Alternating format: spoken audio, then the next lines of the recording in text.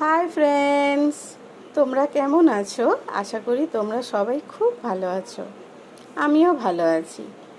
তো আজকে যা গরম পড়েছে, মানে বৃষ্টির পরে আকাশটা যে ফাঁকা হয়ে গিয়ে এত কড়া রোদ, মনে হচ্ছে যেন বৈশাখ মাসের মতো গরম পড়েছে।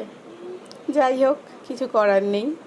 আজ দুপুরবেলা আমি খেতে বসেছি। আজকের আমার দুপুরের খাবার ভাত, কাঁকরোল আলু ভাজা, আলু ভাতে ইলিশ মাছ ভাজা আর ইলিশ মাছের তেল আর ডাল।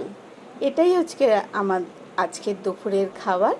তোমরা আজকের দুপুরে কে কী খেলে অবশ্যই আমাকে কমেন্ট করে জানিও। আর আমার চ্যানেলকে ভালো লাগলে প্লিজ লাইক করো, শেয়ার করো, সাবস্ক্রাইব করো। আবার দেখা হবে তোমাদের সঙ্গে নতুন ভিডিওতে। Thank you.